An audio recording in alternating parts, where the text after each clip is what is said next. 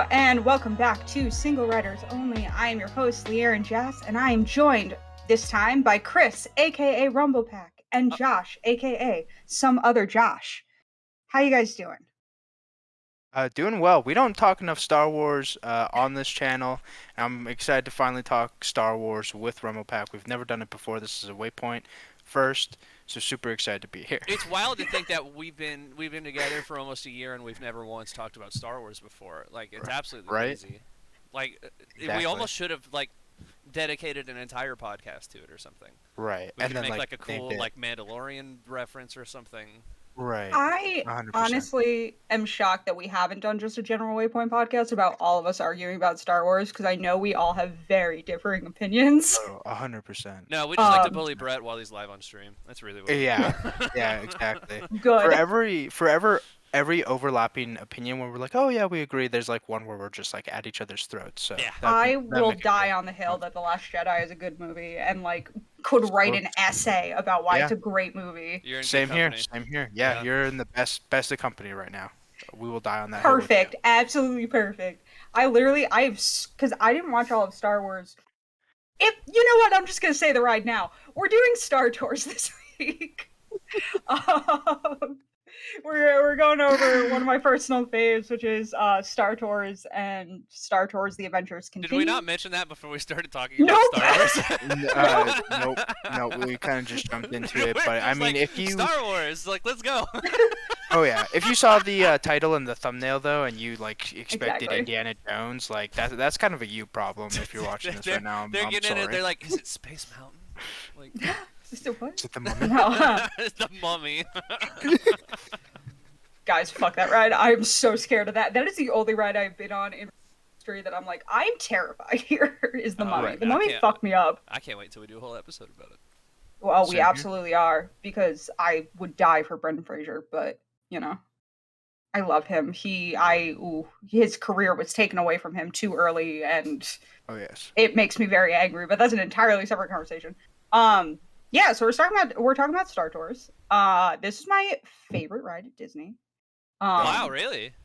It's up there. It's on my list of I have to go on it, because I like that it's never the same. And I don't know, I get really into it. It's that and Millennium Falcon for no reason I'm obsessed with.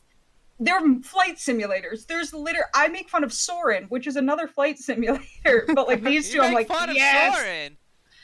The first time I went on Soarin', we waited 2 hours for Soarin' Around the World, and my dad and I got off and went, that was not worth it. Oh, Around the World is not worth Around the World's not worth 2 hours, no.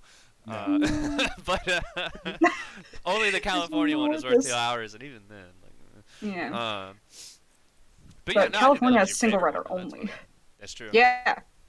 Yeah, you can get a lot of different ones, and we'll go into it. Obviously, that's the whole point here. But really quick, obviously we know Chris loves theme parks, but last time we had Bo on, who wasn't super familiar with theme parks. Josh, what is your relationship to theme parks, Disney, Universal, anything?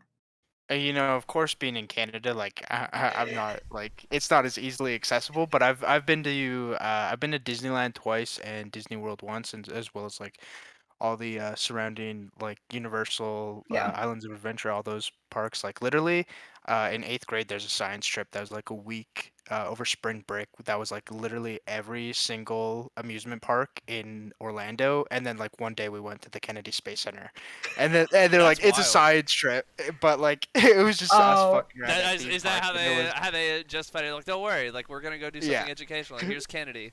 For one day, and then the rest of it was all theme parks. So yeah, I'm a big fan. I wish I could go to a more, absolutely, but I love them, and as soon as COVID's quote unquote over, I'd love to just go to one again. I miss them. I need all of Waypoint to come here, and we'll just destroy Disneyland and Avengers Campus.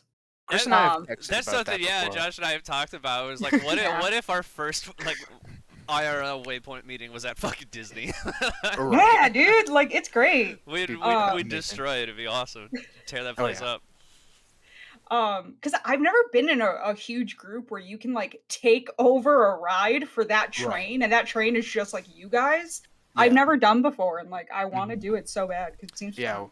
We need a fun like Splash Mountain photo, you know, Yeah. like just Yeah, crazy yeah. ass photos and When stuff like that. I Oh lived my in God. I'm Florida, stuck in my headphones. Sorry. like our like youth group would go like when I was a teenager and stuff, and I mean Oh, it was a big youth group too, or Mhm. like mid-size I guess, but I mean yeah, we would just kind of like take over like bits of rides and stuff. So I mean it's like Yeah. it's really fun when you get to be on a big ride like Splash Mountain or whatever, to where there are no strangers with you. It's just all you and your friends, and like that's really fun. right. Yeah. So yeah, Star Tours. Um, Perfect.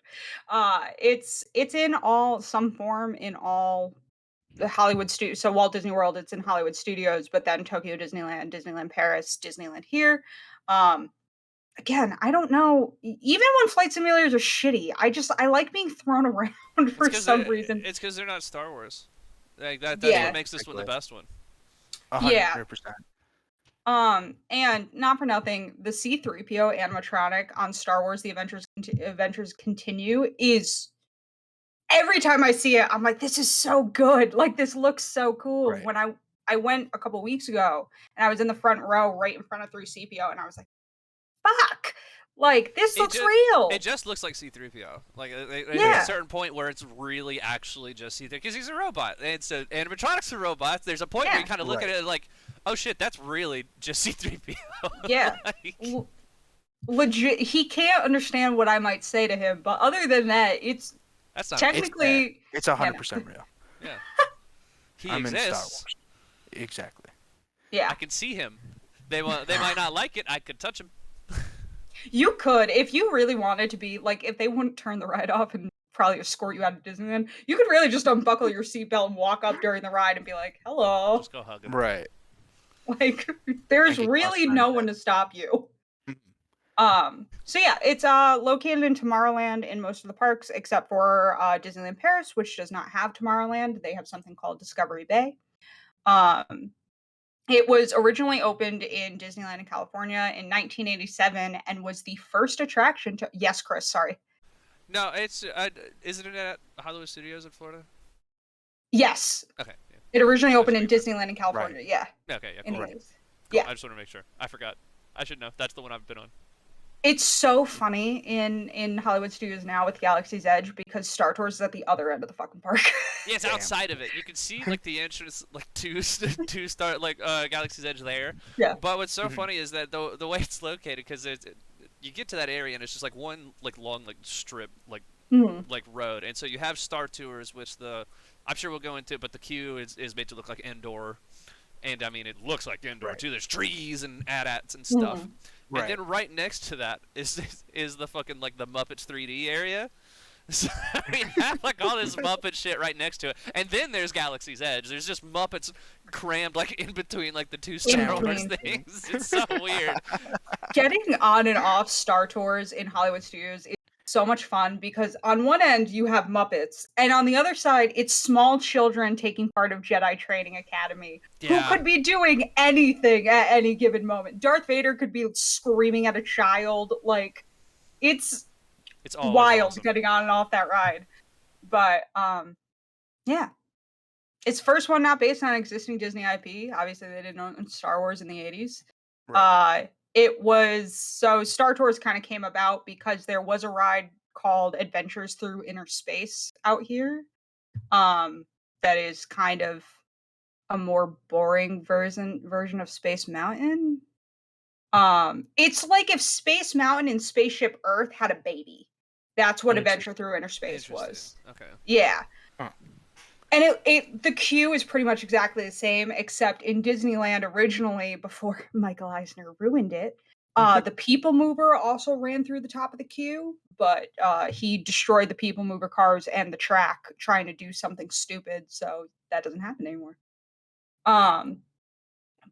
This was also not for nothing. Star Tours only happened because Michael Eisner is a fucking weirdo, and his 16-year-old son went to Disneyland and went, "This is boring," and so we got fucking Alien Encounters, Star Tours, all the Splash Mountain came out of this, like all Right. of this stuff, like Shout out to Michael Eisner's kid, I guess. Yeah. Yeah. He literally, yeah, was like, "Disney's boring." And You like so Star Wars, young kids? well, that's the thing, Let's is it toss it wasn't in. even originally going to be Star Wars. It was Uh-huh. supposed to be there is a Disney movie called from 1979 called The Black Hole, and it is fucking terrible. It was trying to be Star Wars, but, like, with chill but still be family friendly in a way that, like, Star Wars kind of isn't. Right. And it just, like, didn't work, and it's the '70s, and they didn't do what Star Wars did with the miniatures. It was actual, Uh, like, attempted CGI with '80s tech, and it's can't do that. awful. If No. you Google it, you can find little things, but, my new way of gauging how terrible that movie is, it's not on Disney Plus. Oh. That says a lot. That That, says a At yeah, lot. this that's it point, says a yeah. lot because they'll put just about anything on Disney Plus. 100%. Yeah, at this point, not being on Disney Plus is Disney's way of being, "We didn't make that. Right. We Like, didn't Right. that wasn't us." just forget Oh, about yeah. it. It's fine. That one's actually locked in the Disney vault. Like, Yes. Yeah. Even like here in Canada, we have like Disney Star with all the Fox stuff, and they're like, here's Deadpool, and also like, The Ringer starring Johnny Knoxville, and like a bunch yeah, of if you like get the old. ringer and not that show. Yeah, I that says something right there. I want Disney Stars so bad because it's like having Hulu and Disney Plus in one app. Because like for us, Basically. Deadpool's all on Hulu, like all the Right. Mhm. our Yeah. stuff. Hmm. Yeah, But it's split between two apps, which is dumb. yeah. But yeah, so everybody fucking hated that movie. And the ride would have cost like $50 million to make. So they were like, Damn. never mind, never mind. It's significant. Yeah. Yeah. Long one. And then George Lucas, from a young age, has loved the Disney parks. There's a special where he talks about how like he walked in as a child and was like, "I want to fix this place someday. I want to add to this place someday." I heard him say that and I was like, that was the most George Lucas thing I've ever heard. Is Right. of course at like 7 years old, he was like, "Here are all the ways I can fix this." The anti Michael Eisner, basically. That's Yeah. what it sounds like. Yeah. Um, I shouldn't shit on Michael Eisner so much because it happened because he lost somebody close to him, but he almost ruined the Magic Kingdom. So like I'm a little bit Oh no. You're allowed to uh be salty. That's fine. yeah. And so he was they came to him and were like, "Hey, you want to make something?" He was like, "I want to work. I want to do something in Tomorrowland sucks because Tomorrowland's just an unfortunate having every Disney thing says this, but having a land that the entire thing is about the future, eventually you're gonna be fucked and look obsolete and you gotta fix it. Yeah. Right. Yeah. And Tomorrowland just really struggles because of it, but they can't really do anything because if they got rid of Space Mountain, people would like Lose their lose shit. their minds, like Oh, set the world on 100%. fire. And that's just like what drives me crazy. People have such high expectations for Tomorrowland that I don't think are fair. Like, you can't expect them to constantly be predicting. Like, it was easy when Disneyland originally opened. Cars were like a new thing, and they could talk about like cars and trains and planes and space Right. travel that hadn't happened yet. Like, now it, yeah, Now like, billionaires send themselves to space for fun. exactly. And Like, like a dick-shaped rocket, and my like God, their I know. Austin reality of the Powers. future's like that the oceans are rising and the world's on fire, and like what fucking what future are we gonna like look at for Tomorrowland now? Like it sucks. Exactly.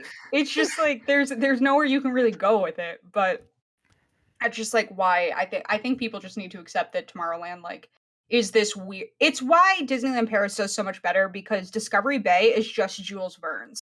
So it's not Space Mountain, it's Rocket to the Moon. And they have a drop tower that's Journey to the Center of the Earth and like all this stuff like that, that it just works better because it can never age out because it's steampunk. So it Yeah. Right. exists just in its own realm. And wish they would do it here, but they're not bold enough to Mhm. get rid of Space Mountain.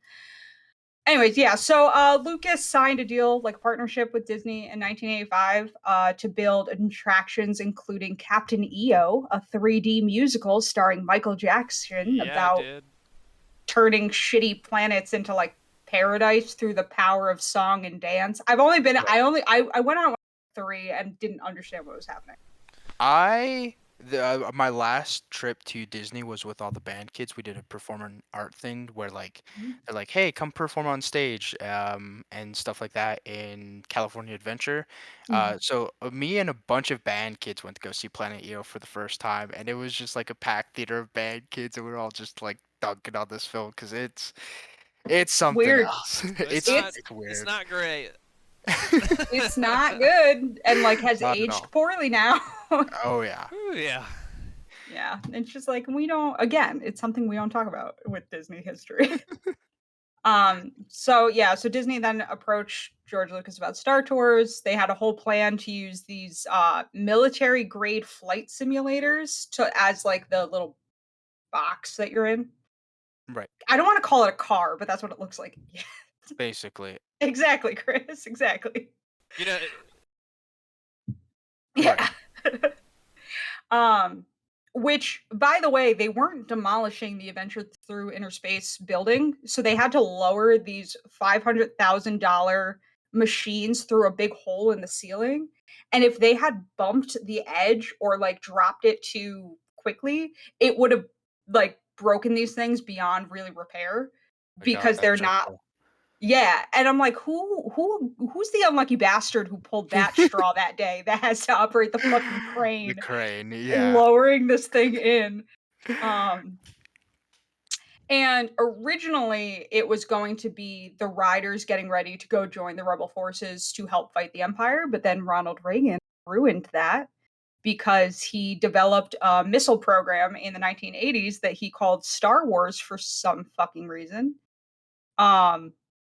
Which like go ahead. Yeah, that just Guess hit I'm a recording hard again. technical difficulties. Yeah, sorry about that. That's gonna be very abrupt. Streamlabs decided to shit its pants. I don't know. I don't even know what it looks like right now, so there might be a very, very hard cut, and I'm sorry about that. Where were we, Leanne? They were using military grade flight simulators to be the ride mechanics. Ronald Reagan ruined the original plan for the ride. That's where I was. Yeah, so it was supposed to be like more like Millennium Falcon Smuggler's Run, where like you're doing something to help the rebels. But then Ronald Reagan started a missile program and called it Star Wars. And George Lucas was like, I feel weird about this now. Please don't do that. Smart move. Smart move.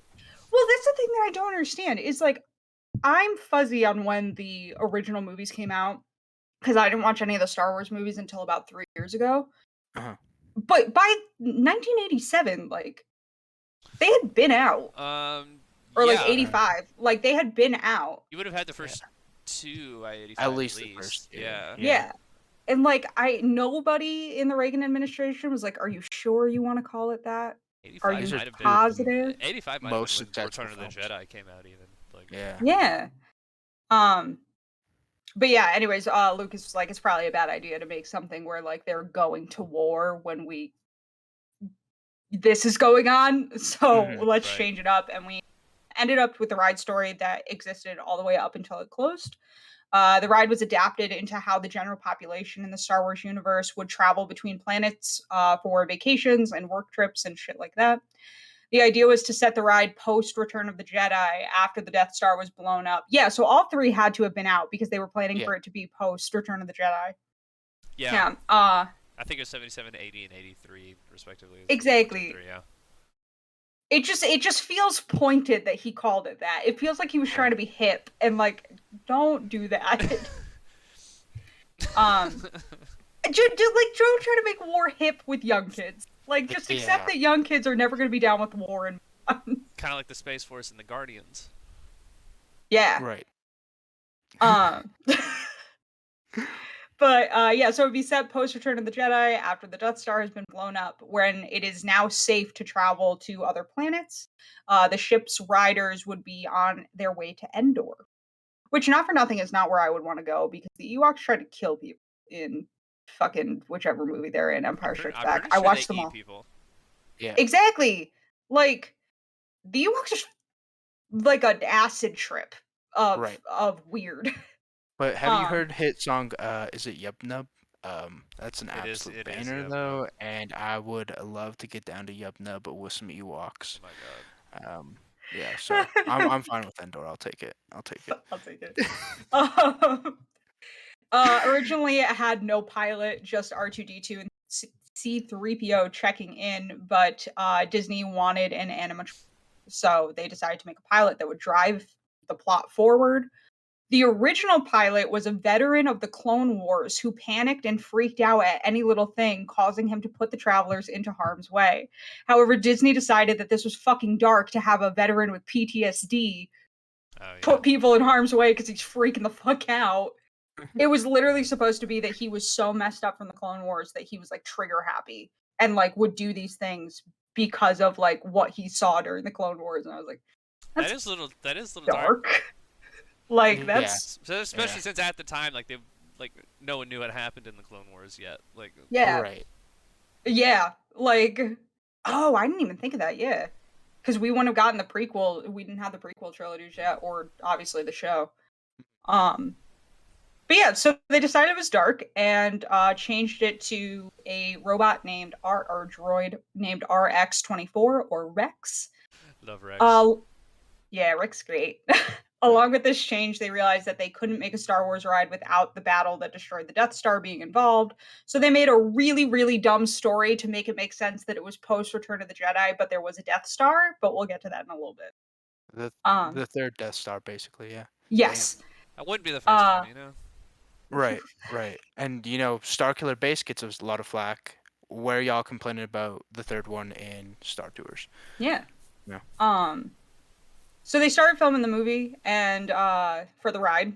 And what was crazy was they had to film it the way they filmed them, but all in one take. And like there are people that worked on it that were like, it is the hardest one out of all the Star Wars movies I worked on just because there were no cuts. Which like I can't imagine doing the Death Star scene in a single take with a bunch of miniatures and like that not be awful. Oh, right. Okay. Like I was like, because I was reading that, I was doing the research for this. Why did they do this hard? Oh yeah, it is all take from beginning right till the end. Like it's just with your only real. That. Yeah, kind of like God of War. In that sense, but like, yeah, could you imagine like setting off the like pyrotechnics for the Death Star and it just doesn't go off and you're like, fuck, we were like 90% through this filming. All right, we just wasted a lot of film. Run it back. Let's go back here again. Oh, that sounds like a nightmare. Yeah. Of course, everybody was fucking amped for this ride to open because Star Wars in the 80s. Right. So they did what a lot of Disney attractions did back in the 80s and 90s, which was Michael Eisner hosted a television event on ABC that was like a preview of the ride and featured C-3PO rapping to a beat given by R2-D2. All right, I have to go find this video. Yeah, I haven't heard of this. This sounds fucking amazing. Yeah, he goes R2 start it up or give me a beat or something, and R2 kind of starts beatboxing while C-3PO raps about like Star Tours and why you should travel with the agency Star Tours, and it's and so like is it actually? Oh no, I can't remember his name that plays C-3PO. Anthony Daniels, yes. He's in all of I don't think anyone else has ever played C-3PO, right? Like, oh my god. And that's what's also so funny to me is Anthony Daniels, this little old British man, rapping in this robotic voice. Mm-hmm. And what's upsetting to me too is that that's not the weirdest thing they did for promo or in like opening of this ride, because the day that the ride opened, they had like a big event. And this was January 9th, 1987 in Disneyland, and Eisner had actors dress up as Han Solo, Leia Organa, in the big white dress from the first movie, Chewbacca, Luke, some Ewoks, and it starts out normal. It's like there's a fight going on stage, they're shooting, there's all these explosions, stormtroopers are there, Darth Vader appears, and then it turns into a classical ballet with Darth Vader, Luke, Han, and Leia. And classical music plays, and they do this whole ballet version of the story. I don't know how familiar you guys are with ballet, but there's something called a pas de deux, which is a romantic duo dance between a man and a woman, usually in the third act of a ballet. There is a pas de deux between Han and Leia. It just happens. And then that ends, and a bunch of people come out and recreate the cantina scene with people in prosthetics like that playing instruments on stage. And it's just like this fever dream of like Yeah. how I really want to know how we got to the ballet is my main question here. Right. I mean, we Right. are Like, theoretically talking about the same people who are like, hey, let's make a Just Dance game, but as Han Solo. Yes. true. Also, isn't like Disney on Ice? Don't they like have singing Star Wars characters, or like one of the shows has like some I think Star Wars Ray is characters in that it, sing? which I also think is weird. But then there's also like there's that viral clip like Boba Fett just straight up just dancing at one of the kid shows. So like, Yeah. Yeah, I mean, and it's that's not. not something they do anymore, by the way. Yeah. Because I remember seeing that show when they used to do it regularly. I lived in Florida at the time, and yeah, it wasn't just Boba Fett. You also had stormtroopers and Darth Vader dancing to like "Beat It" Right. and everything. I don't know why Disney keeps going back to Michael Jackson now that I'm thinking about it, but Because yeah, Michael Jackson loved Disney and not for the right reason. Yeah. I bet he did. hmm But yeah, there's just a whole lot of dancing Boba Fett out there. Yeah. Can we get Big Boba to come do that in Book of Boba Oh my Fett? God, that'd be absolutely amazing. And like, yeah, but it's this time it's just like Bubble Butt or something like that, or like do some Lizzo weird song. shit like Bridgerton did. Take a popular song but make it sound like it belongs to the universe. Yeah, Like 100%. I'm so excited for that show just because I would die for Ming Na Wen. Oh yeah. Like I would die for that. I love her. I'm She- upset that she's already in Marvel. She Can't can be get involved with Shang-Chi. and Oh, I step know. on me. Yeah. I would thank her for it. 100%. And she's like 50 something and looks amazing. It blows Oh, my yeah. mind every time I hear it. Yep. It deeply upset my mother to find out that Ming Na Wen is 2 years older than her. But yeah, so finally this fever dream of dancing and music ends with Michael Eisner coming on stage with C-3PO, R2-D2, and George Lucas. And I shit you not, Michael Eisner forgets C-3PO's names 3 times in the span of about 2 minutes as he's trying to talk to this robot. And finally they cut the ribbon with a lightsaber and people waited 3 hours to get on this ride. Not worth 3 hours, by the way. I love it. I love that Not a ride, but it's not 3-hour worth wait. 3 hours. I don't know if there is any theme park ride ever that I'm like, I have to be there opening day and wait Right. 3 to 6 hours in line to For get a on 5 this to ride. 7 minute ride. Yeah. Yeah. Yeah. I no. Like no. I'm good. But so the original ride now put the guest in the role of a space tourist on the way to Endor via the Star Tours travel agency. The ride queue was designed to look like a spaceship boarding terminal. There are posters all over the place advertising voyages to different planets, and a giant So screen cool. informing riders of the benefits of going to Endor. This area was stocked with audio animatronic characters that seemed to speak like ride patrons, including C-3PO, R2-D2, as well as a life-size mock-up of the Star Speeder 3000, the fictional spacecraft which the riders were about to board. According to the book Disneyland Detective by Kendra Tran, the figures of C-3PO and R2-D2 in the Disneyland attraction were actual props from the original film modified to operate via auto animatronics, which is dope. Oh, 100%. That's Also, beautiful.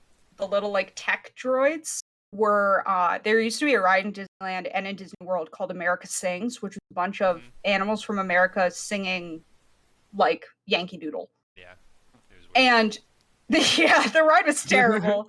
And when they got rid of it, Disney, we can't just throw out all of these audio animatronics. So Right. 90% of them went to Splash Mountain, and they kept these 4 geese and completely stripped them back and made them into little droids to like sort luggage and do all like be working on other droids. And it's just like it's very funny to me that somebody like Tony Baxter could look at an animatronic goose and be like, That's this Star is the Wars robot one. right there. Yeah. Yeah. Yeah. I also want to shout out that a lot of those elements are still there, and I'm sure we'll get into that because there was a big revamp of the ride not too long ago. Right. But they do still have like some animatronic droids and stuff in the queue now, and I just want to shout out because one of them is voiced by Patrick Warburton. Mm-hmm. and even when they alter it completely, you could still be like, that's Still Patrick Warburton. Yeah, But so I because of didn't. the way Lucas's like Star Wars rules now go, Star Tours is technically canon Right. after the revamp, which means that Patrick Warbot, I like to call him, is canon in Star Wars. So Yeah. That's He was awesome. actually, when they revamped the ride into The Adventure Continues, he was supposed to be the voice of the pilot before they decided to make it 3PO. cool. Yeah, it was supposed to be this big droid, Damn. and So it was he would have had Star Tours and Soren. yeah. He does everything though. He's such a good voice actor. I love watching him. Seriously, he's great in Series of Unfortunate Events. I highly recommend. Oh my gosh, he plays a fantastic Lemony Snicket. Oh, it's awesome. I'm obsessed with him. I've been trying to convince my best friend to watch that show, and he's like, "Oh, Neil Patrick Harris would be a good Count Olaf." I'm like, "I promise he is though." He does it though. Yeah. He did. I promise you, he does. I am not that man's fan, but I promise you, he's good in this. He's got some range. Yeah. Oh yeah. He's in the fucking new Matrix movie. Like, don't Yeah. try to sit there and act like he's only in goofy shit. Like, yeah, he did How I Met Your Mother, but he's also in fucking Gone Girl and Matrix 4. Like, come on. I forgot he's in God Girl. I know. Damn. Shout out to NPH. Great movie. Oh yeah. Yeah. Yeah. So, I don't even know where I was. Yeah. 3PO pilot, I guess. I don't know. Yeah. Thank you. Riders then enter the maintenance area where they see all these little G droids repairing things. Those are the geese. And there's another little droid that's pointing out all the ways that a Star Speeder 3000 is unsafe, which just is what you want to hear before you get That's on cool. something. Oh yeah. That's cool. Yeah. And a ride attendant escorts the guests to one of several loading stations where they wait for their turn to enter. There's a little TV screen above that shows like a countdown to takeoff time and like it being serviced and all these little droids working on it. I love the little mechanic droids. They're so dumb, but I'm obsessed with them. Because they always make them so sarcastic and like so kind of mean and they like throw things at each other and I enjoy it greatly. I love those. I love the pit droids from the prequels. Like there are like, Oh like, yeah. mechanic droids are always funny. Like that's Yeah. kind of how it goes. Exactly. 100%. A safety video is shown featuring some Star Wars aliens and humans played by Disney's Imagineering families. It instructs guests on how to fasten their seatbelt and place their belongings. It's very similar to when you get on a flight. They even got like a fucking seatbelt light. Good yawn. And tell you to store your belongings under your seat. Sorry. It's like a habit. It's like automatic. What's great is she's not even on camera for that bit too. You're like looking this way. Well, because my monitor with the script is here and she's laying right here. And so I turned to read and just saw her yawn. So But basically, you didn't break stride at all. Like No. it was like, yeah, they even have a seatbelt. Like, good yawn. And then when you go here, I was like, wow. yeah, Yeah. miss a We're just step. going through. like a Pavlovian response. Like I can't help myself. So the doors open, guests walk into the cabin, you go all the way across and sit in these like theater seat looking things. And this is what fucks me up. I go on this ride every time I go to Disney, and I'm always like, I don't understand why this ride has seatbelts. And then we'll be going through the ride, I'm like, oh yeah, this is why this ride has seatbelts. That's why. Like tips forward and falls at one point. I'm like, oh yeah, this is exactly why. Oh yeah, because you'd have been making out with C-3PO there in a minute. Yeah, Basically. I would have been in his lap. So the doors close. We hear from outside, and on the little screens in the cabin, Rex, voiced by Paul Rubens, which is hilarious. Never mind, I'm not going to make the joke I was about to make. If you know, you know. Yeah. He appears on the side of the screen, talks to guests, says R2D loaded into his little slot thing. I don't know what they call that in the Star Wars universe, what he's, but a droid hole. Sure. Works. Oh my god. So the cockpit shield within the ride lowers, you now can see the big screen and little Rex chilling. I love Rex. I'm Rex is upset the he's not on best. the ride anymore. I do like his new role. I do. But We I'm sure will we'll get talk to about that. And the flight platform is activated. All goes well until a slight mistake on Rex's part sends the Star Speeder crashing into the maintenance bay doors and plummeting into the maintenance yard. They barely crash into the control room and nearly collide with a giant mechanical arm. They get up into space, and once in space, Rex asks R2 to jump to light speed, which I don't give a shit what ride it's on. The jumps to light speed are always cool. Always cool. Oh, Like, Forever. always dope. I'm so determined to get on fucking Millennium Falcon and be the right-hand pilot that gets to pull that. I want it so bad. Yeah. Yeah, so the ship shoots right past the Endor moon because hyper light speed fast enough and gets caught in a comet cluster, which throws you all over the place. Upon escaping the comet cluster, the ship encounters a star destroyer of the Imperial Remnant. The Star Speeder gets caught in its tractor beams, but manages to get loose when a New Republic X-Wing fighter provides assistance by destroying the tractor beam's generator. Soon, the Star Speeder accompanies the Republic fleet on an assault on the Death Star 3, later revealed by Leland Shee in 2013 to be a habitation spear disguised as the Death Star and a plot by an Imperial warlord to distract the New Republic. Which whoa, guys.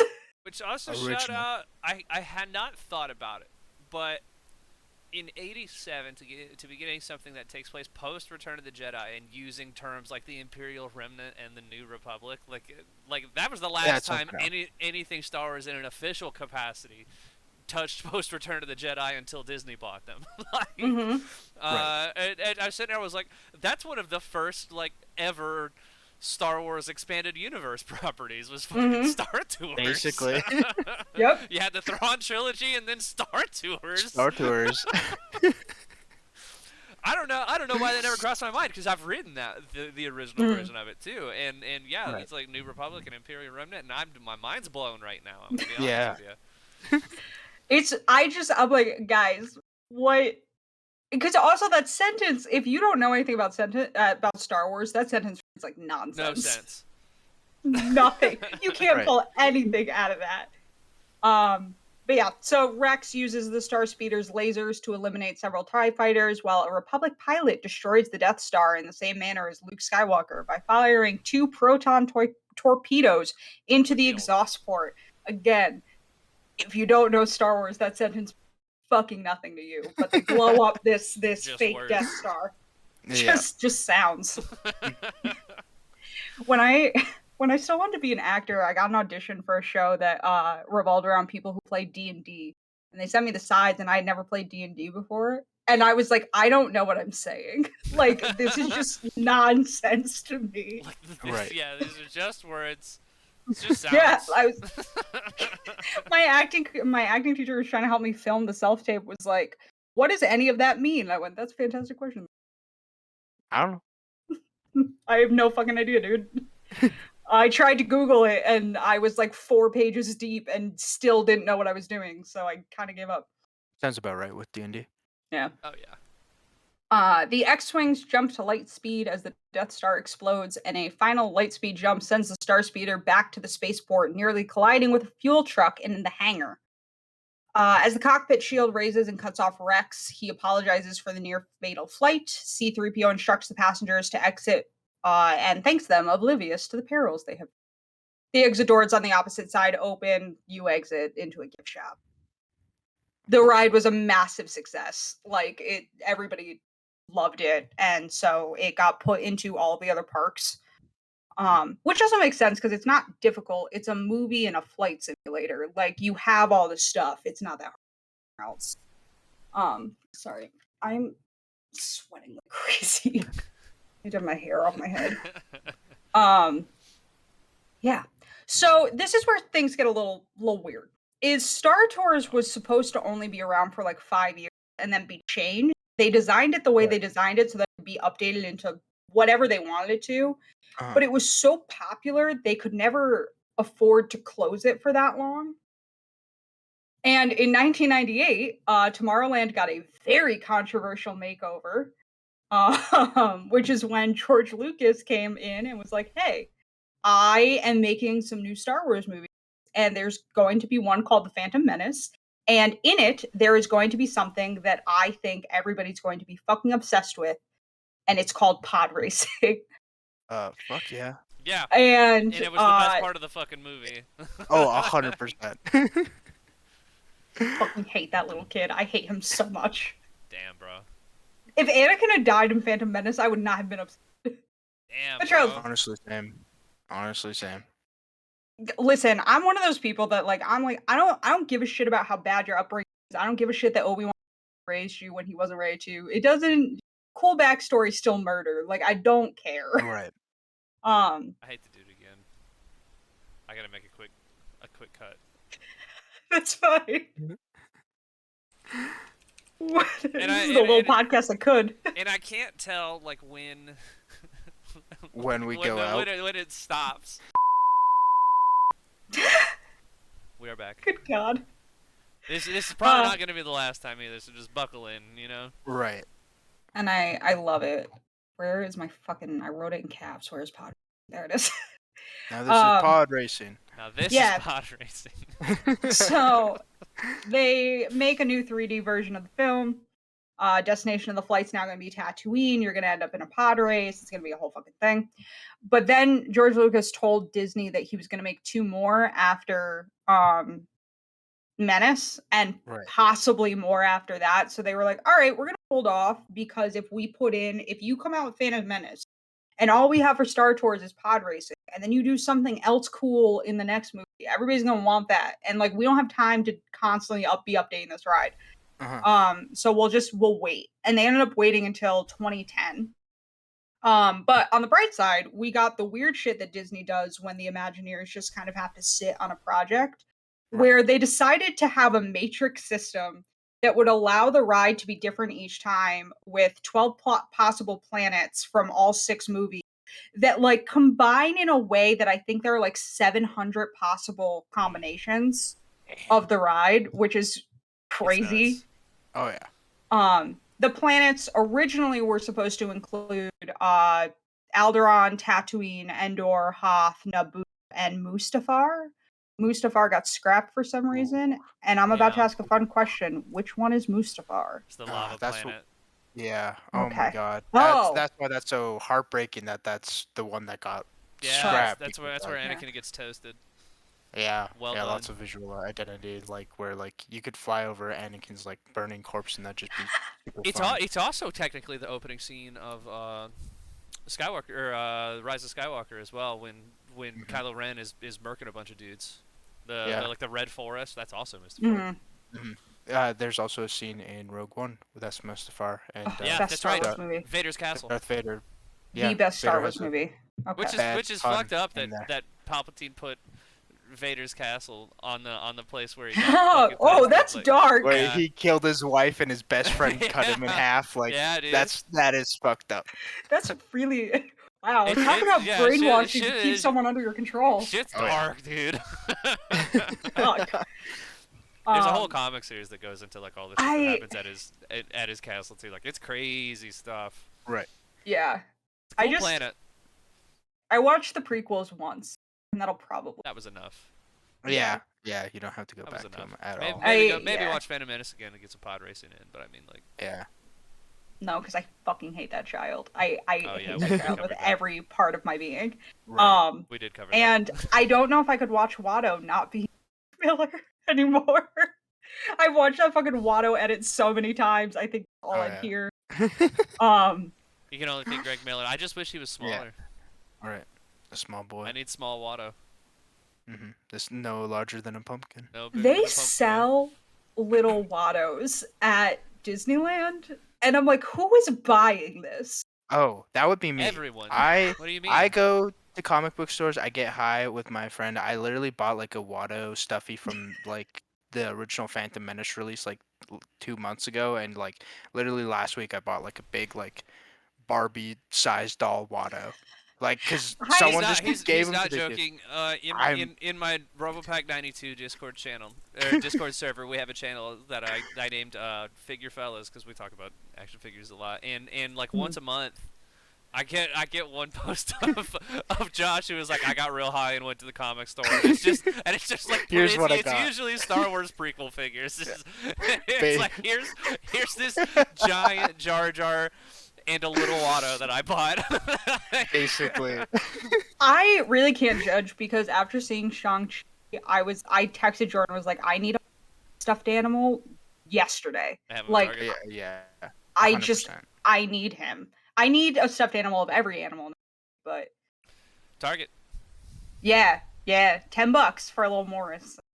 And also at the parks, my sister said that she's already seen them, like they were on. Yeah, That's I'm amazing. interested to see what's there tomorrow because when I was there 2 weeks ago when Shang-Chi wasn't out yet, there were a couple like posters up on the buildings, but there wasn't anything really for Shang-Chi. There was a ton of stuff for fucking WandaVision, which was interesting. But Wow, no Loki or nothing, huh? I didn't see it. I was in Avengers Campus and never saw him. I saw Thor, I saw Iron Man, I saw the Dora Milaje, Black Panther, and at one point I saw Captain America, which was very confusing because it was Steve Rogers' Captain America, and then I turned around and Falcon was up on the building, and I went, "This is." Yeah, I don't get their timeline. I don't either, and I really dislike it. Black Widow's also in her fucking Avengers 1 costume. I'm like, what is the timeline here? Because Agatha's in there. Except for that one week where she came out in the white suit, though, too. But also, she's Yeah. dead. So, like... Yeah. And, like, Shang-Chi and the Death Dealer are already in the parks, and Agatha's in the That's parks cool. for Oogie Boogie. Yeah. Like, I'm very confused what the timeline is. the thing with it, though, is they could just say, yeah, it's multiverse. Yeah, that's They could hand-wave that so easily. Right. So easily. And it still works. And that, as opposed to Galaxy's Edge, which is like, hey, this is the same day that happens in between Last Jedi and Rise of Skywalker. Every single day you go to the park, it's like that one specific day, in that specific time. And I was like, I really wish that they'd, as cool as the idea sounds, where they're like, hey, we're gonna make a canon theme park. But then I was like, yeah, but now you have to adhere to canon. I'd rather you just kind of go nuts with it. Yeah. Go nuts with it, or like between 8 and 9, honestly, like. Or even just like occasional events or something where they're just like, hey, we're changing up like the timeline of when the Galaxy's Edge takes place, and I think that would be cool. But whatever. Right. Yeah, I said to Jordan once that I think where they struggle with Galaxy's Edge is they'd have to hire old people for like Luke and Leia. Yeah. And like, you know what? You don't even need that. Just give me more characters. Where's Finn? Where's Poe? Like, where's Ahsoka? Like you could also like realize like. I mean, you could put Mando in there, or all these things. Like, it'd be so easy to cross over with the stuff that they have going on right now, like the Avengers Campus does. Like, there is a rumor that in the expansion of California or of Disneyland that it's building out and back. That there's going to be a Mando expansion to Galaxy's Edge. Oh, there's a rumor. Yeah. Oh my god. There is a rumor that they're going to more rocks and put a force perspective. What the fuck does he call his ship? Razor Crest. Razor Crest. I was gonna say Razor Cruiser. I'm pretty sure that's a scooter. It'd be funny if I thought you meant Boba Fett and they put the slave one in there after a bunch of man babies made it. Like cried over the fact that they didn't put Slave One on the box of the Lego set. Boba Fett starship now. Fuck off. But no, there's a rumor that there's Commando. That's and awesome. that if it goes well here, they'll get it in Florida. I like the idea. I wonder if it'll still be Black Spire, or if they'll actually be like, hey, we're gonna make Tatooine. Like that would be interesting, or whatever. No one knows, and no one's really sure because the rumor is, this is completely off topic, but the rumor is that we're either getting the new fantasy area that's going into Tokyo. It's going to have a Tangled boat ride and an Arendelle castle, and for Frozen, and they'll put Frozen Ever After in there, and all of that stuff. And it will have Neverland too, like the Japan area, and there will be a new Skull Rock thing. Or there's going to be a Mando expansion. No one really knows, and nobody putting into California Adventure as an expansion because Yeah. like that park's a fucking mess. Right. But whatever. Yeah, I could get down on the Tangled ride though, honestly. Like, Me too. I want it so bad. I'll take that or Star Wars. They're both fine. Yeah. I Tangled is my favorite Disney movie. I want it very badly. Just some recognition, but beyond that little area. Beyond the bathrooms that they have in Disney World. Yes. Anyways. Yeah. So this is where all involving one a rebel spy that the Empire is trying to kidnap was implemented.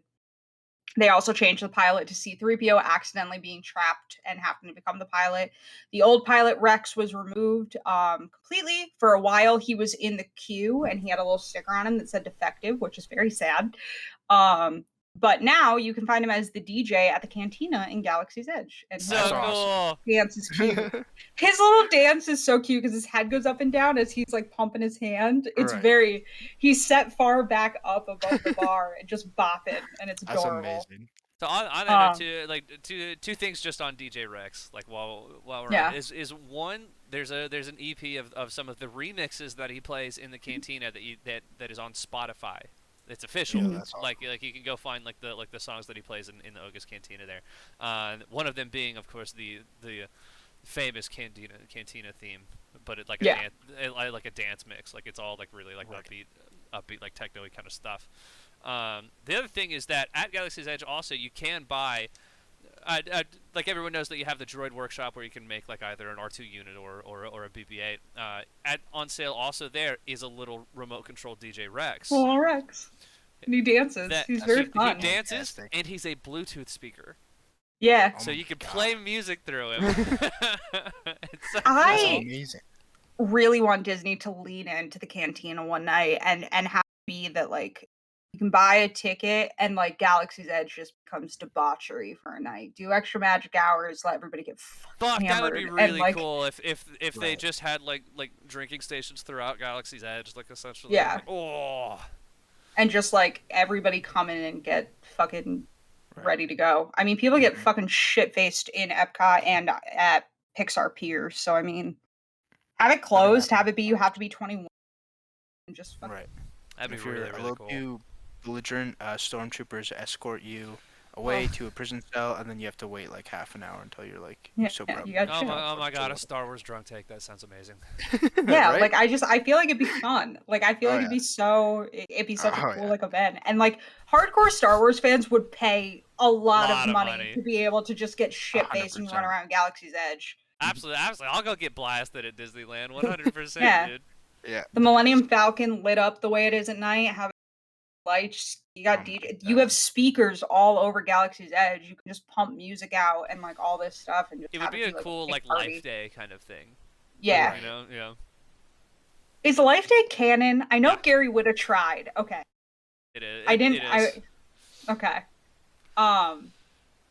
Yeah, because I knew a while ago Gary Whitta had tried to slip it into one of his stories with them, and they were like, no. Yeah, he tried to put it in a Rogue One, which they didn't allow. But I do believe that it has it's got a bunch of mentions like in a bunch of like expanded universe stuff. So kind of like comics and books and that. And I want to say they mentioned it in Rebels if I remember correctly. But I mean, don't quote me on that. I also another don't quote me. I think Grease mentions it. Grease does mention it in Fallen Order. Yeah, that's right. Yeah. Okay. Which has a ton of Galaxy's Edge references too, by the way. Like so many. Yeah. It's crazy. Yeah. The very first Star Tours, The Adventures opened in Hollywood Studios in May 2011. It opened in Disneyland in June 2011, Tokyo Disney in May 2013, and Disneyland Paris in March 2017. So, yeah, it's popular everywhere. And just, it's an easy ride to build. Right. So the new ride's backstory went kind of like this. They put out an opening crawl that preceded the attraction's first go. That explained that after the Dark Times began, Captain Antilles, I don't know if I'm saying that, had dispatched C-3PO and R2-D2 were placed in the custody of Antilles by, how the fuck do you say Leia's father's name? I can't remember what her father's name is. Baal. It's spelt Baal, but I don't think it's pronounced Bail. like that. Bail Bail Organa. Organa. Yeah. Yep. It is pronounced Baal? It's Okay. Bail. Yes. Yeah. So, put in Antony's custody by order of Bail Organa near the end of Revenge of the Sith to assist in the inauguration of the Space Line Star Tours. The seemingly close relationship between the Rebel Alliance and the Star Tours agency caused the Galactic Empire to believe that both entities were in a partnership, and they began monitoring the agency's actions. I love it so much. They lean Yeah. so hard into the idea that it's an actual like tour line in Star Wars, and I love that. It's so cool. Oh, yeah. The best rides that when they use like existing IPs like that are the ones where they're like, hey, what if it's like this side thing that exists in the universe? Like they're not gonna be like they're not like, here, go sit in an X-wing or something. They're like, no, what if you're on this fucking Star Cruiser? Yeah. What if you're on this Star Wars version of a cruise? Like, Right. Oh, and a big yawn. Sorry. Oh, your breath smells. You can't be up here. You're very smelly. The queue is pretty much the same. You're a space tourist. You're heading to a fucking destination. It looks exactly the same. The only difference was there's this huge LED screen that is basically like an arriving and departure screen that's like flight in from Tatooine at this time. It also gives you the weather forecasts on the different planets and advertises the benefits of booking with Star Tours. And it displays information in both the spoken basic language and the writing in Star Wars. I can't pronounce that word. Thank you. Yep. I can write in it. I cannot pronounce it. That's actually impressive. I can't do either.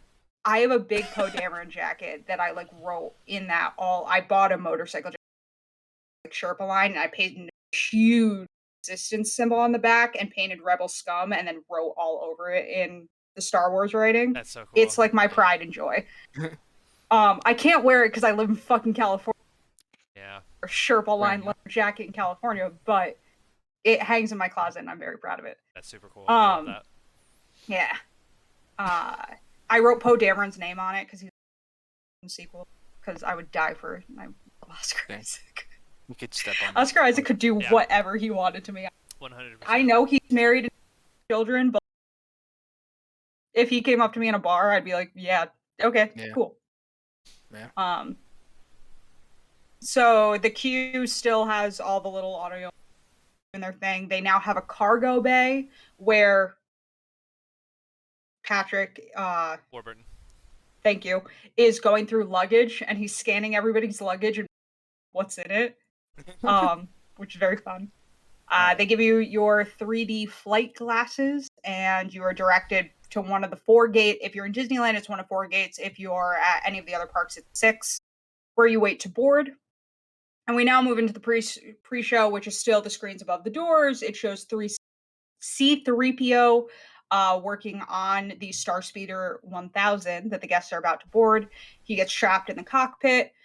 Following this, Ali Sansan presents safety instructions to the guests. There was also supposed to be a fun little robot after, in, I think it's Revenge of the Sith. Phantom Menace. It might be Attack of the Clones, but I think it's Revenge of the Sith. When Obi-Wan goes into that like diner and that little robot waitress is like, do you want coffee, basically? Yeah. There was supposed to be one that looked like that was voiced by Allison Janney. It just got too complicated, and she was going to be a little flight attendant. Yeah. Honestly, there should be more representation of the U.S. Americana style diner in space. You know what I mean? Just give me more of that. Including the chef, Dexter Jester. Dexter Jester, yes, 100%. Yeah, I love it, and I want Allison Janney. She's another one that I'm obsessed with. Yeah, so you get on the ride the exact same way. The door closes. Bio starts freaking the fuck out because he's not a pilot droid. He keeps telling R2D2 to stop, and R2D2 doesn't. So the ride sequence. I think it's roughly translated into "bitch nah." I don't care. Like, how much work does C-3PO really do, though? Like, I feel like it's all do. He just kind of sits there and yells, really. Yeah. Honestly. So yeah, R2D2 completely ignores everything saying. The doors open and you take off with as your pilot. The ride sequence is completely randomized. Guests riding Star Tours will experience 4 out of 21 different segments during each journey, giving the advantage of being both highly repeatable and constantly surprising. Even though guests can experience different journeys, the main priority is always delivering a rebel spy to safety. The rebel spy is chosen from the guests on the ride vehicle, whose photo is displayed to all the riders. The ride uses a mixture of he, him, she, her, and they, them pronouns on the depending on the guest that is chosen. Interesting. Yeah. I don't know how they do that. I don't know if the person, like the people that are in there at the Right. very beginning choose who it's going to be and then go from there. I don't know how they do it, They but scan your COVID chip. yes. Even though this ride came out in 2010, we were They already were ready prepared. for it. Yeah, we already Yes. had 5G. It was in us the whole time. Yeah, so there are 21 random segments, 4 opening, 5 primary destinations, 7 different hologram segments, and 5 ending destinations. I cannot talk today. Combined, they allow for 700 different possible ride experiences, location and characters. Original, the original and prequel trilogy do not mix with those from the sequel trilogy. So you can kind of guess once you see if it's Kylo Ren or Darth Vader, like where you're headed. Right. So it takes off. The first possible opening you can get is Darth Vader, Imperial stormtroopers, and jump troopers arrive to arrest the rebel spy aboard the Starspeeder. Vader uses a Force grip to keep the Starspeeder from escaping. It fires its lasers at Darth Vader, who deflects them with his lightsaber, allowing the shuttle to make a rapid exit backwards out of the hangar with Imperial TIE fighters chasing after it. It then jumps to light speed. There is a variant on this one where Boba Fett is in it. That's completely random. You just might get Boba Fett in there, you might not. Damn. The other variation of this one is obviously it's First Order Stormtrooper Kylo Ren rather than Darth Vader. Because Kylo Ren is just a cheap Darth. No. Kylo Ren irritates the fuck out of me too. Damn, but I love Adam Driver, You're but like so wrong. Best Star Wars character. We're gonna fight, I think, now. Yeah. I like him. I just don't think he's utilized. I think they make him this like baby Darth Vader, and I think that well, I mean, I would argue that was the point, but I mean, that's neither here nor there. No. Yeah. There's a lot of the characters not utilized well in that trilogy. I love those movies. I'll say that though. I do love the sequel movie. I think it's really just the final movie that doesn't utilize it well, but again, like whatever. I will also throw out there that I think part of the reason Kylo Ren and Solo are my favorite characters, period, because of course he is. And when he, spoiler alert, stabs Han Solo, I was very upset. I felt very betrayed.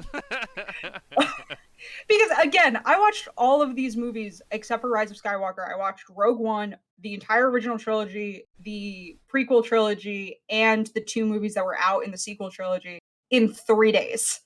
It was just Star Wars all the time. And have you seen Solo yet? Yes, I watched Solo a couple weeks after that with my mother. Where do you stand on it? Okay, listen, it's very hard for you to put Woody Harrelson in a movie and me not have a great fucking time. I think it's fun. I think the cast is great. I think it needs a sequel.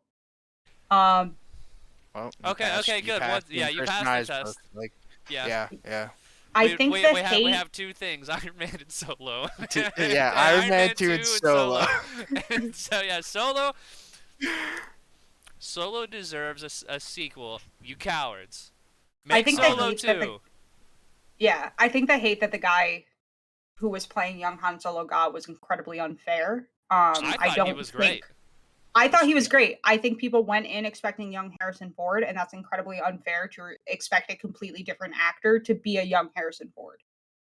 And I think people pretend that Lando has more to do in the OG trilogy than he actually does. And they're like, Donald Glover's accurate to what we've seen before. And it's like, not really. We didn't see as much of Lando as we saw as Han. So Donald Glover didn't have as much to have to work with.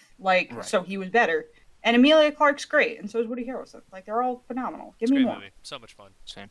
Oh, yeah. Yeah, it's so fun. Honestly, top 5. And like, easy. Yeah, it's probably in my top 5. My favorite Star Wars movie of all time. I'm obsessed with that movie. Which one? Sorry, I'm you're breaking up. Rogue One. Oh, Rogue One's One. good. Rogue One is my favorite Star Wars movie. Rogue One's good. It's Brittany's favorite, who is unfortunately not able to be with us tonight. But I know Josh loves Rogue One as well. Rogue One is a great movie. Bottom 5. Somebody even say bottom 3. But yeah. So opening number 3 is an Imperial probe droid attaches to the windshield and detects the presence of the rebel spy on board. At the same moment, Han Solo, facing detention by the Empire, opens fire on a platoon of stormtroopers and races up the boarding ramp of the Millennium Falcon. The Falcon takes off and launches after the hangar with a star speeder in hot pursuit. After a few maneuvers, the Millennium Falcon jumps away and right in front of the screen that I am trying to read. Jumps away, and the Star Speeder 1000 shoots down the TIE fighters, taking a few shots at the Star Destroyer before jumping to light speed. Opening 4 is just a variant of Segment 3 that has a First Order probe and Rey instead of Han Solo. Honestly, both of those are my favorite ones. As much as I like Yeah. seeing Darth Vader and Kylo Ren, like openings 3 and 4, I think are the most fun ones, just because it leans harder into like kind of the space thing and less more of like the Force and Jedi kind of stuff, and so I like that a bit better. Plus, I love the Millennium Falcon. Like, I just like seeing it. So Same. Smuggler's Run has a single rudder only line, and I think they just because I like going inside. Shout out. Yeah.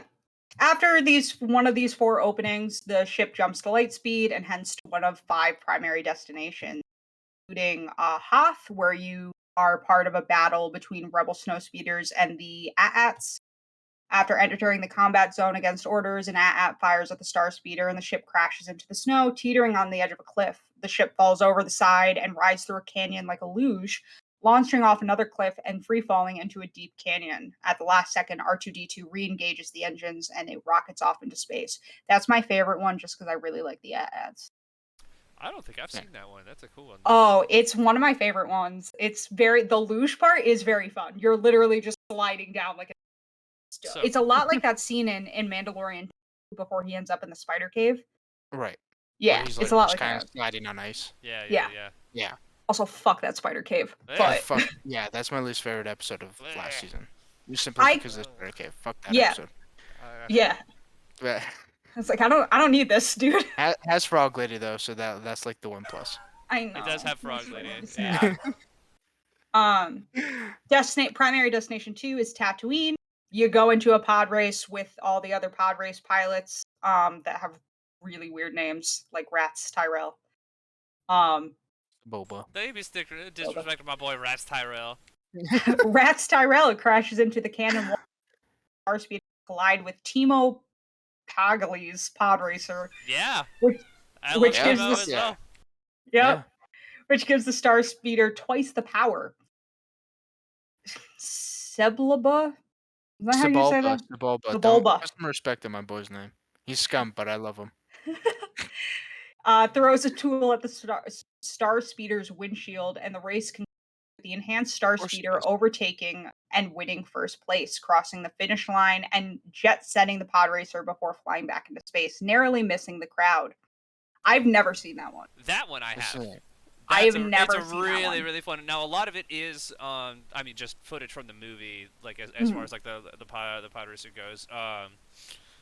But it's cool because it's like the 3D version of Phantom Menace, where I had the extended pod racer scene. And so that one's really, really cool because I think one of my favorite things about like the pod racer scene in general has always been like the sound, like the audio design of all of the different pods and having really, really things. So I mean, when Sebulba's pulls up, you get the as it's going. It's so fucking rad, man. It's perfect. It's baller. Oh my god, dude. Absolutely. Yeah. No, it's great. I've seen videos of it. I've never gotten it in real life. 3 is Kashyyk, I think is how it's pronounced. Kashyyk. Kashyyk. Kind of depends on who you ask. Yeah. See, that's a problem. Is I always look this up in time the Star Wars. You're just reading it. You don't hear someone say it, and then I'll find like 4 different pronunciations. Yep. Fuck me, I guess. Welcome to Star Wars. Sounds about right. Yeah. Sounds about right. So you land on Kashyyk as scout troopers are riding on speeder bikes, chasing Chewbacca and a Wookiee warrior on an ornithorper through a lush forest. Ornithopter. Thank you. Scout Trooper. I'm sorry, I thought you were done. Go ahead. It's all you. I was just gonna say a scout trooper gets hit by a tree branch and there's a scream. Chewbacca falls off the back of his vehicle and hits the windshield of the Star Speeder. It flies through a Wookiee village on top of a lush forest trees and passes by the flying Kashyyk blue bird creature. A Wookiee warrior swings on vines while doing a Tarzan yell through the village. It passes through the forest tree branches before blasting. The Star Speeder passes through the forest tree branches before blasting off into space. Yep. I was about to. I've seen this one too. Chewbacca hitting the windshield is hilarious. Yep. It's so funny because you get the like the dong and then as it like slides off of it. It's the one of like the most like comedic things I've ever seen in a Star Wars property at all. I was crying laughing when we did it. Destination 4 is Jakku. Obviously, this was there when Star Tours: The Adventures Continue originally opened, but was added in 2014 to follow The Force Awakens. You arrive on Jakku, you follow the Millennium Falcon that's being piloted by either Finn or Rey as it's pursued by the First Order TIE fighters over the desert landscape. The Millennium Falcon accidentally shoots the Star Speeders with its turret, causing it to crash land in the remains of a destroyed Star Destroyer, where scavengers pry the Star Tours logo off of the Star Speeder. It finds a way out and takes off into space. Yeah, it's great. So that's I really like my the Jakku favorite one. Yeah. Yeah. I think my favorite is just because I like the way it moves. The next one, which is the one that you arrive in the Endor, Keith Burr. I've been on it a lot. Say that again. You cut out. It's pronounced Keith Burr. It's the ocean planet where the Death Star is. Skywalker. Oh yeah. Oh, it's that one. Yeah. I like it because you're just. I talk about it later on because I have a funny story with it, but it was added right after Rise of Skywalker, and you're just dropped basically in the ocean and being thrown around, and it's super fun. Oh, that's so cool. The last time I went was actually after, like the year after Last Jedi came out, and so they did this thing where you would have your two, like, planets that you'd go to, and then at the end of it, like every single time at the end of it, you got a call from somebody in the Resistance, and it would take you off to Crate. Yeah. And so we rode Star Tours like 4 or 5 times like on our honeymoon because the line was always really short. For whatever reason, like there was never a wait for Star Tours, and so every time we walked by it, we'd get on it. So we rode it like 4 or 5 times, and so I saw Crate a whole lot that day. After Rise of Skywalker, every ride ended with you going to that lightning planet where all the things show up, and Exegol. Fucking awesome. They really murdered my favorite. I knew Snap was going to die in Rise of Skywalker. I'm still bitter. I got deeply attached to him reading the Poe Dameron comics, and then he just dies like a bitch. I was crushed. They did him dirty, man, because even before... His wife is pregnant. I had to go through him getting with his wife and all of this shit, and then so pregnant.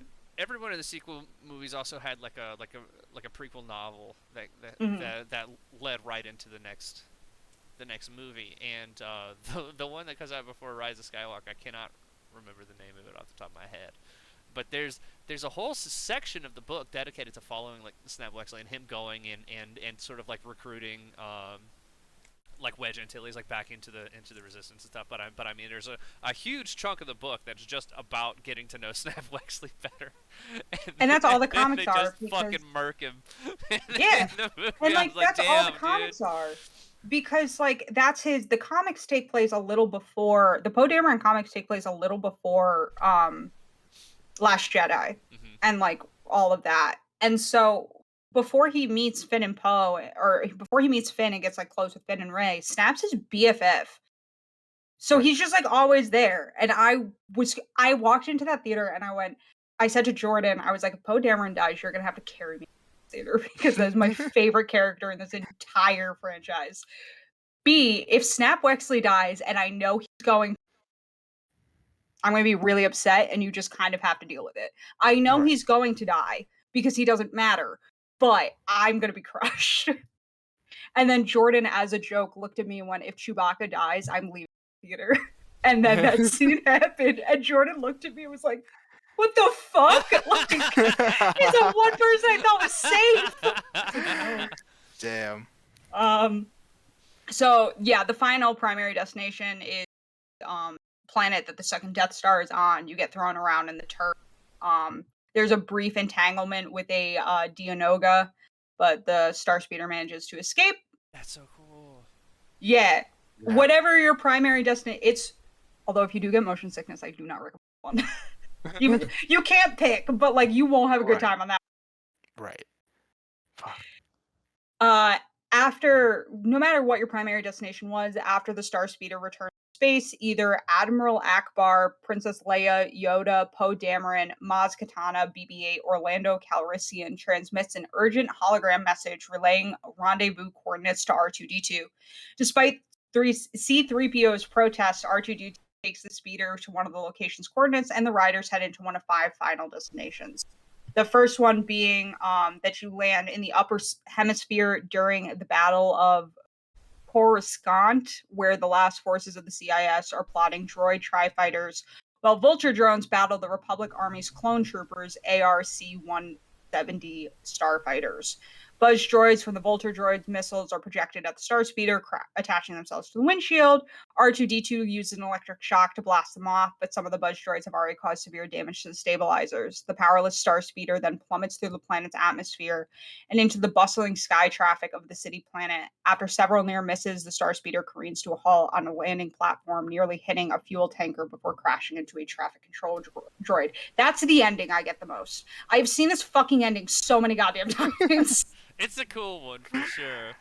Yeah. But like, yeah, because Coruscant's just cool. But like, Yeah.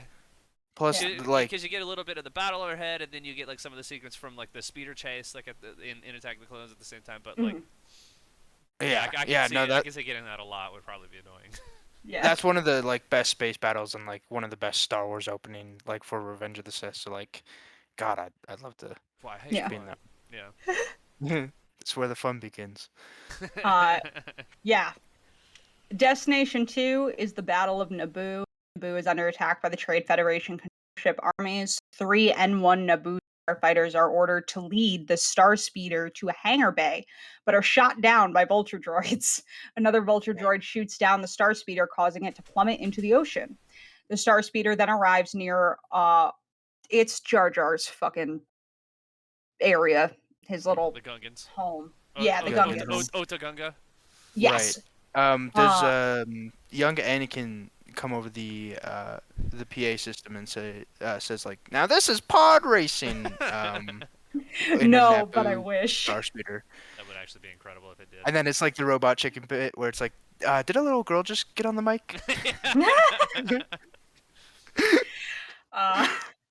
So yes, you arrive in the Gungans area. You run over Jar Jar Binks, which is great. You just slam right into him. Hell yeah, Perfect. Dude. That's awesome. Perfect. Yeah. After the Gungans order the Star Speeder to follow the Gungan bongo that will lead it through the planet's core, an OPC killer attacks the guide and is eaten by a Sando aqua monster. This monster is terrifying. This monster fucked me. This was what I saw the last time I went on. This is weird. I just watched him get eaten. Like, yeah, right. I don't like this. Yeah. Sounds about right. It's got hands. That's also what's weird about it. Yeah, it has a hand. Yeah. As the guide escapes, a claw fish tries to eat the Star Speeder, but R2-D2 blasts it with an electric shock. The Star Speeder then surfaces, skipping across the water into a hangar filled with starfighter debris as the Star Speeder smashes into the tail of a Naboo starfighter, either breaking the windshield or angering the pit droid that falls into the cockpit, or merely breaking the tail of the starfighter, angering the pit droid, who then throws gold paint at the Star Speeder. The one where it throws gold paint is very funny, because the little droid, like, screams at you for, like, 30 seconds and just throws paint on your windshield. I haven't seen this one, but I would love to, just because I love the pit droids so much. Like, yeah, they're cute. That's how it ends, is the little pit droids yelling. It's a good one. It's another one though where if you get the water ones, it gets like a lot of just every different direction. Yeah, Yeah. I can see that. Final Destination 3, it discovers the still uncompleted Death Star orbiting Geonosis. Ambushed in the asteroid field by Boba Fett aboard Slave One, the Star Speeder dodges laser fire and exploding asteroids before venturing into the Death Star. You Escaping do through get the greatest sound effect of all time, by the way. Which is the Slave One remote mine, but yeah. It's also what an interesting choice to not do the Death Star we know, like not A New Hope Death Star, not Return of the Jedi Death Star, but they're like, let's do when they were still constructing it in the prequel era above Geonosis. Like, that's fucking wild. Like, that's a deep cut. Yeah. And Geonosis being the planet, it's like, it's insane. That's crazy. Yeah. You escape through a hangar bay on the Death Star. You're confronted again by Boba Fett. Fett launches a sonic bomb, which is deflected back by a laser blast from the Star Speeder. The explosion cripples the bounty hunters, allowing the Star Speeder to jump to light speed. It reaches the Rebel fleet and lands aboard a Mon Calamari cruiser, where the Rebel Alliance leaders wait to offer congratulations. So cool. Destination 4 is the one that Chris saw a lot. It's you arrive on Crate, you get chased around by before going into the crystal mines. You escape the mines and fly over the salt flats, joining the resistance forces in an attack on the First Order. The Star Speeder is instructed by Poe Dameron to assist the resistance in their siege against the First Order, led by General Huck's forces. A speeder passes in front of your Star Speeder, which causes the windshield to be covered in red salt before R2-D2 wipes it clean. Yes. General Hux questions the Star Tour's presence and instructs his fleet to destroy the ship. The Star Speeder proceeds to destroy a First Order AT-AT before escaping into space. The Star Speeder makes a jump to light speed and arrives on Batuu, touching down safely on the remote planet. It is also actually Oscar Isaac and Donald Gleason as well. Yes. Very cool. I think that's the reason that I'm bitter that I've never seen it, because I just want to see anything with Poe Dameron. Just give it to me. It's very cool. Yeah. They're on video and everything while they're doing it. Like, it's rad. And if you like Donald Gleason and Oscar Isaac, I highly recommend watching Ex Machina. Besides the fact that it's a great movie, but they're both in it. In a very weird role reversal. Like, they are very different people than they are in the Ex Machina. It's not even in the same wheelhouse. So the final destination that you can arrive at, the fifth one, is the one that has to do with Rise of Skywalker. With Lando's recruitment, the Star Speeder arrives at is it Exegol? Is that how it's pronounced? Yeah. Exegol. Yep. Nailed it. To assist the Resistance in confronting Palpatine's Final Order Armada, led by General Dameron, the Star Speeder 1000 engages in battle, successfully assisting in defeating enemy forces. The Star Speeder 1000 makes the jump to light speed, returning safely to the Star Tours terminal. Upon arrival, the Star Speeder's captain can be seen running towards the ship in anger. So, for Rise of Skywalker, at least, the one you saw all the time was the one on the Death Star planet paired with this for promo. Gotcha. And it was wild. Yeah, cool it's a lot. I do also want to shout out for all the lore nerds out there too, because I mean, there's of course that shot in Rise of Skywalker where there's 10 billion ships that Lando brings with him, right? Somebody, it's hard. That's to tell. what you come in. This is canon. That's when you come in the thing, and the actual Star Tour ship can be seen in the movie. Like, it's a blink and you'll miss it kind of thing, because like every fucking ship that's ever been in a Star Wars anything is in that shot, but and there are a Star lot Tours of jump ride cuts in that shot. Yeah, it's all over the place. I don't think you'd honestly be able to see it if you were just watching the movie, but I mean, it's confirmed that the ride ship is actually there in the movie, like kind of like almost making that one like more canon than everything else on that ride, which is wild. Yeah, and I felt very bad with that pairing of the Death Star and the Ocean Death Star thing and fucking this final battle, because so I went to Disney. Yeah, a lot of Rise of Skywalker, and I Uh-huh. went to Disney in January 2020, right after Rise of Skywalker had come out, for marathon weekend, and it was me and my parents, and Star Tours had, like, a 5-minute wait, and we're just kinda wandering around Hollywood Studios, and I was like, "You guys have no memory of ever doing this ride. Let's do it." Mhm. Because my parents both love Star Wars. And we're waiting in line, and my mom's like, "Am I gonna get?" They're passing out the 3D glasses. And I was like, "Am I gonna get motion sick? Like, is this gonna fuck me up?" And I was like, I didn't know they made the new Star Wars movie, Star Wars Rise of Skywalker movies. I didn't Whoa. know those got added. So I was like, no. Damn. I was like, because even the one that goes underwater with Jar Jar like isn't too shaky because you're Right. underwater. It's not like you're on the waves. Right. So Yeah. like, it's not too bad. We get on. We're in like the third row, and all of a sudden we hit that scene and you were getting tossed around like crazy. You're constantly jerking back and forth side to side. I turned to my mom. My mom was like this, Oh like Oh completely my covering her God. eyes, trying to lean back. I was like, oh no, oh no. Oh, I literally said to her, I was like, it's like there used to be a restaurant in New York City near Times Square called Mars 2112. And my sister uh-huh. was fucking obsessed with this restaurant. And you rode a motion simulator from New York City Times Square to Mars to get into the restaurant. Cool. And Awesome. my parents hated it obviously because it's dumb. When you're an Right. adult, it's dumb. Yeah. But I was like, no, this ride's like Mars 2112. Like all the time, Skin was obsessed with that restaurant. Like, you're good. Yeah. Right. No, we are absolutely not good. But in my Uh-oh. defense, she went on Millennium Falcon Smuggler's Run and was fine. Right. But we got off this one. She was like, I'm gonna throw up.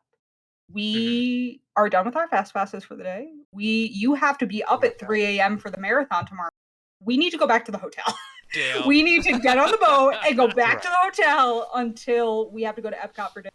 It's like, that's fair. That's Yeah. that's fair.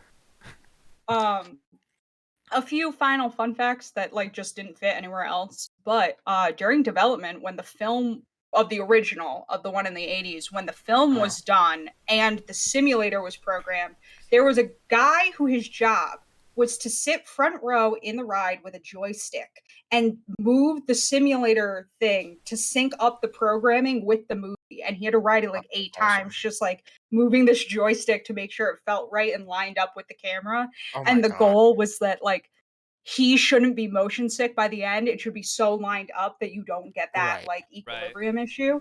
And I'm Yeah. like, that sounds dope, but also like if you're wrong, might kill that's a me. rough Uh-huh. ride. Yeah. Yeah, yeah, that's the exact polar opposite of the job of the dude who had to like lift in the things with the cranes. Yeah. Like that Yeah. job fucking sucks.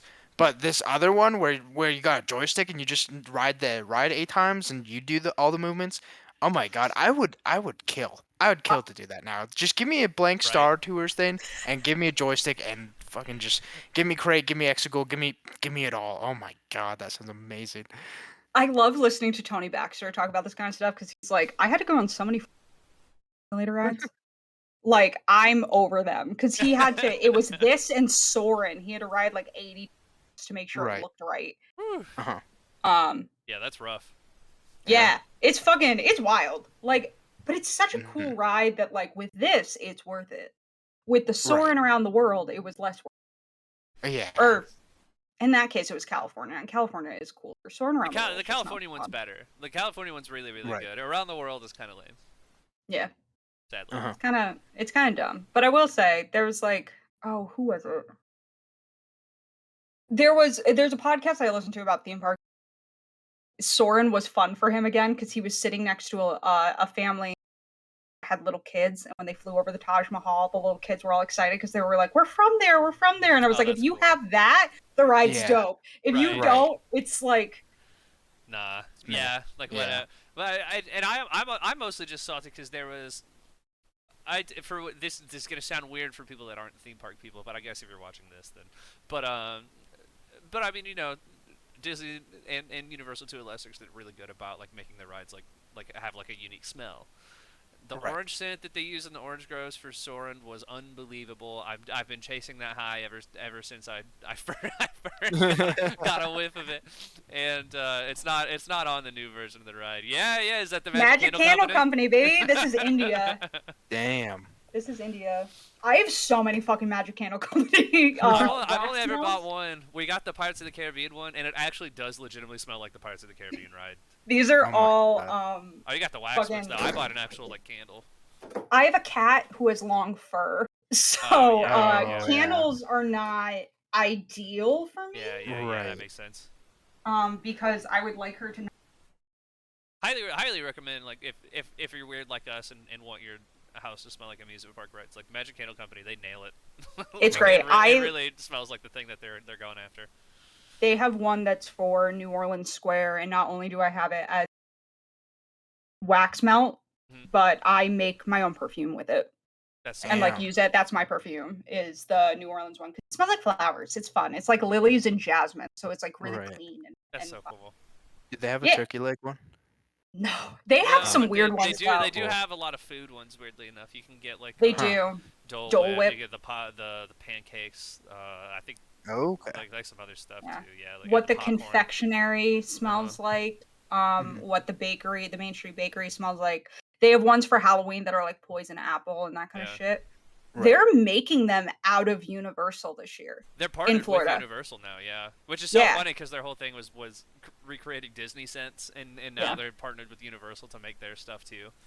Yeah, they have Right. 2 special Halloween Horror Nights candles that they're making in the Tribute store in Florida. This fucking fly is driving me crazy. No Star Yeah. Wars scents yet, though, sadly. No.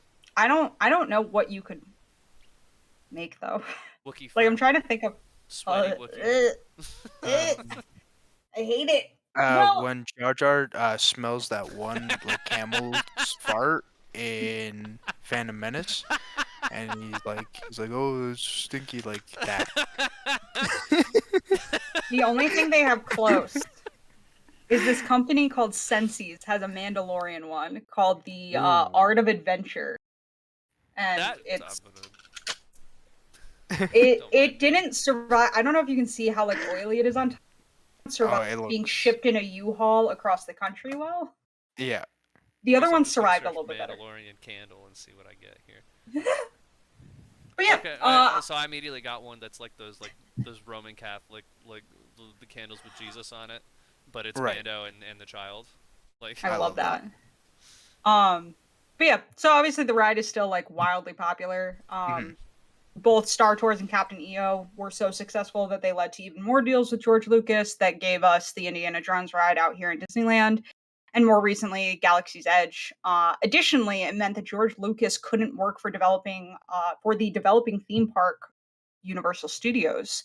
Lucas instead recommended his close friend and former roommate Steven Spielberg. This recommendation and the battle between Universal and Disney that followed in the 1980s and 90s affected the face of Orlando theme parks to this day. I have a whole series planned that starts with just George Damn. Lucas getting this contract. That's so cool. Yeah. That's awesome. Shout out Yeah, to the it's Jurassic fucking Park dope. ride, though. Speaking of Spielberg. Oh, Anyway. Jurassic Park ride, the ET ride is Steven Mhm. Spielberg. I thought about it. There's a lot of Spielberg stuff at Universal. Yeah. Because Lucas has an exclusive contract with Disney, and Steven Spielberg has an exclusive contract with Universal. Huh. Yeah. They're so funny because they like best friends. Yeah. Yep. Yeah. And those parks are not like No. No, they are not. And They're like, trying to one-up knew each that. other all the time. right. Yeah. Well, that's what's so fucking funny is that like there are all these rumors about people stole from Eisner at Universal Studios and Eisner stole Hollywood Studios from Universal and like all of this stuff. And then you just have George Lucas and Spielberg who are like, we turned this into a fun Like competition we're for us. gonna go make stuff. Yeah. Like we're Our, just having our a great movies time are and, rides. like, This is jokingly, fantastic. yeah. competing. Like Mhm. it's just my favorite thing. Is they're like, Right. yeah, whatever, I get paid regardless. Because I think they're Yeah. both pretty openly like big like theme park kind of guys though too. Like, They both are, enjoy yeah. that sort of thing. Yeah. Yeah. And their friendship is so funny to me. It's beautiful. It's just so funny. Seth Rogen's book has a story about when he met George Lucas, and that George Lucas said something wild, and he just looked at Spielberg, and Steven Spielberg was like, I don't know, dude. I don't know what the fuck you want me to tell you right now. Like that's what you get for fucking talking to George Lucas, I guess. Yeah. Yeah. Yeah. So, any final thoughts on Star Tours? I was trying to come in at under 2 hours, but I our love- technical difficulties made us difficult. Yeah, they definitely put us back a little bit. But I mean, I also just kind of want to shout out like the pre and post ride as well, because the like part of the, even before you get necessarily into the queue, like the indoor queue line where it's made to look like a space airline pretty much. Mhm. At least in Florida, it's built to look like the forest of Endor, and so they have AT-ATs and speeder bikes and like little photo ops like Yeah. around there where you can sit on the speeders and stuff. And I love doing that. My family does. We always take photos on the speeders every year, or every time we get on. And then when you leave, actually, the getting off the ride. First off, I just want to shout out the posters again. Like they look like travel posters for all the planets and stuff. The artwork is incredible. Yeah. I need to own those posters. But then you leave and it's sort of like a Tatooine cantina-esque looking, like Mos Espa, I think is what it's based off of from episode 1, and it's just really really cool because you go outside and it's like the big like sand hut and everything, and I was like, it's just neat looking. I love the look of the whole ride. It's awesome. It's all great. I love it. I really do. Like, I love this ride. The more we've talked about it, I think this might be my favorite ride at Disney. Like it's like going into this, I knew it was my favorite out of every ride where you enter in something and you kind of just sit and watch a screen and kind of like move. That's definitely my favorite. And like I feel like you have such a endless combination of like between just like the way the ride's set up and the way the Star Wars universe is set up, you can just pull and have like different adventures and different outcomes like we talked about. And I haven't been since 2014, so like a year before The Force Awakens. So I haven't seen any of this stuff in like January 2020. I was you haven't been able to see any like the sequel things like that. I was like I kind of want to go and like see all this, and I like kind of planned a Galaxy's Edge trip, which kind of got scrapped by a global pandemic, but like now I want to go and I want to ride it a bunch and get like a bunch of different outcomes. But I'd love it if they just got like super nerdy with the outcomes and they're like, all right, for this hour we're incorporating the Mandalorian into it, and There's like you go to like Navarro. There's no way they don't add a Mando bit at some point, right? Like, I think that's the beauty of not being in a specific ship. You're just in this Star Tours ship because it can be involved in anything. Right. And by and making it a tour line, like exactly. It's a perfect excuse and to you go like anywhere. Right, and you show up to like Navarro, and the Mandalorians are having their shootout, and you see all of them in jetpacks, and the Razor Crest comes through, and you see like Baby Yoda doing his thing, but like also exactly. Oh, no spider cave, no spider cave. That or even like a Jedi Fallen Order. If they're like, like let's get Zepho, let's get Greasy Money and BD1, like let's just get fucking nerdy with it in deep cuts, like. I wish that was. If they went to Bracca, like the scrapyard planet, that would be so rad. Right, Bracca, like. Although it thematically, I guess, be really similar to what the Jakku bit already is, but like. Like Bracca or like Zepho, or even. Zepho with like the air shooting up, and you kind of like. No, let's get real in the weeds. They just announced a Knights of the Old Republic remake, right? Like, take us to fucking Malachor, or Terrace. Put some Republic commandos in Kashyyk. Like, come on. Absolutely, I want to see Korriban. Let's go. Right. Yeah, I fucking love this ride. I don't think it's my number one, but it's in my top 3 because I think Big Thunder Mountain is my number. That's an interesting pick. I love Big Thunder Mountain. It's dumb how much I like that ride. It's closed tomorrow, and I'm crushed. It's like my favorite ride in the Disney parks. I have no idea fucking why. Yeah. The only ride I haven't ridden at Disney now, because I rode Tower of Terror the first time 2 weeks ago, is Space Mountain, because I'm terrified of space and I'm a bitch baby. Terrified of space. Star Tour is up there for you. For some reason, that doesn't bug me because it's the openness of space is what fucks me up. Like being in just the vacuum of space really messes me up. Like Gravity the movie was my worst nightmare. Like I was like, I'm not going to see that. Fuck that. I'm terrified of it. It's a great movie. Go ahead, Josh. Oh, I was going to say, have you seen the pictures of Space Mountain lit up? Yes, and I love it. It's even more horrifying. So, the last time I rode it, like half the lights were on, and realizing that the track's like right here, horrifying. It's not actually that close, but it feels that close. Taryn, Yeah. it makes me never I- want to That's ride a Space tough Mountain machine. again. I said to one of my friends that I will go on Space Mountain if I'm with somebody. Because like when I went for my birthday, I was alone, and tomorrow I'm going alone. And in Disney World, you're alone. It is a single seater. No, Right. no. I need like a person. When I was on the Mummy, I had my sister's arm in a fucking death lock. Like I need that if I'm going on. It was the same thing with I went on Tower of Terror because, well, Guardians of the Galaxy, because I had never been on the drop towers. I don't like drop towers because I'm afraid of heights. Yeah. But I was like, if it's Guardians and it's not every drop I can see how high I am, Uh-huh. maybe I'll like it. No. Right. I waited 15 minutes. I wrote it. Damn. The funniest part was a guy in a Trump hat got hit in the face with a water bottle. Fucking rightfully so. Rightfully Somebody so. had left a crushed water bottle on the bottom of the saw it. And so when you went down, it came up and hit him right in the face. That's really I fucking was funny. like, this is funny. Yeah. That's pretty But yeah, good. fuck that ride. I was not a fan. I was like, Pat Benatar, hit me with your best shot. Can't even make this better. I am terrified. Right. What if that's what the Tangled ride ends up being? Is you just A going drop up and down her tower. hair? A drop ride on her hair. I would on her princess cry. hair. I have to send Chris. I'll have to find the mock-up getting for the Tangle ride because it's Yeah, I'd love to see that. beautiful. It's beautiful. Love to see that. All right. Well, thank you for joining us on Single Rider Only. All of our links can be found in the description, including all of the sources that we used. Until next time.